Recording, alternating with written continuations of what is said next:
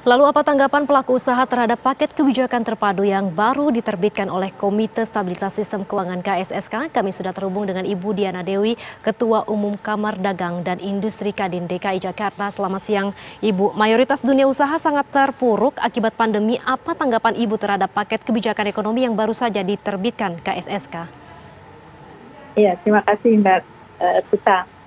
Memang kami menyambut baik dengan adanya kebijakan yang terbaru mengenai kebijakan dari pemerintah.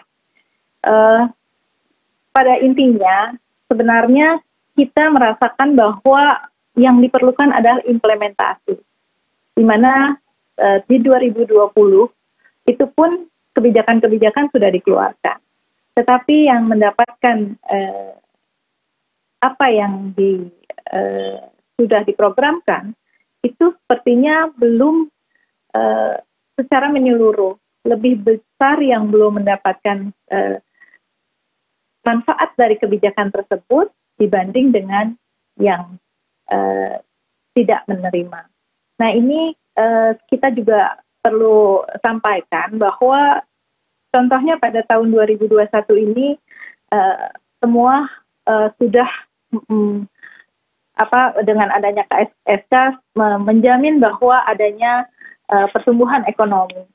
Nah, kita jangan sampai terlena dengan ini bahwa daya beli masyarakat itu sampai dengan saat ini masih rendah, masih lemah, dan terbukti bahwa yang belanja yang dianggap pertumbuhan ekonomi itu masih belanjanya hanya untuk kebutuhan primer. Nah ini yang saya mengharapkan bahwa KSSK ini dikeluarkan, kita menyambut baik, tetapi kita berharap juga bahwa implementasinya yang harusnya sesuai dengan harapan. Itu Mbak. Baik, tadi Bu mengatakan bahwa dengan adanya KSSK ini kebijakannya faktanya daya beli masyarakat masih lemah. Lalu pemberlakuan pembatasan kegiatan masyarakat atau PPKM masih terus berlanjut untuk menekan pandemi. Seberapa besarkah dampaknya bagi dunia usaha, Bu?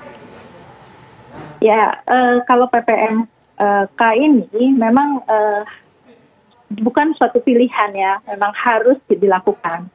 Cuma dengan kondisi yang ada, kita kan sudah 1 tahun terjadi.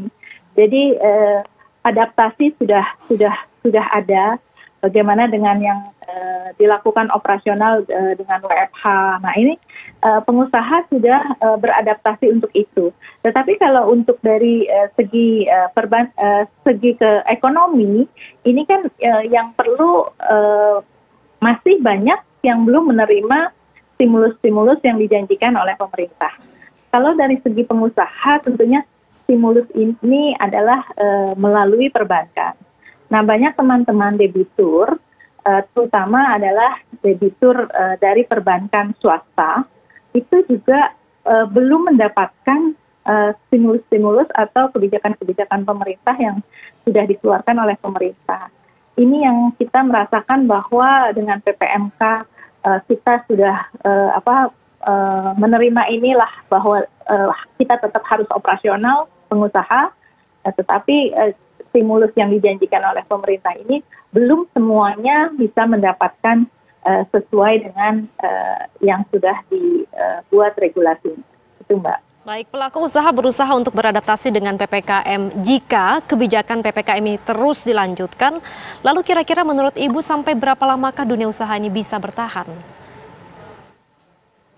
Kalau melihat kondisi yang ada, tentunya kemarin juga kita sudah mengatakan bahwa tidak bisa bertahan. Tetapi kan pengusaha itu adalah pejuang. Jadi banyak sekali inovasi yang dilakukan, bagaimana berjuang untuk bagaimana mempertahankan kondisi yang ada. Nah, cuma dengan stimulus-stimulus pemerintah inilah kita mengharapkan bahwa kendala-kendala yang dihadapi oleh kami sebagai pelaku tidaknya mengurangi beban dari kami, sehingga kalau berbicara ke depan, kita harapannya di 2021 pun sudah ada perubahan atau pertumbuhan ekonomi. Cuman yang tadi saya sampaikan, pertumbuhan ekonomi yang terjadi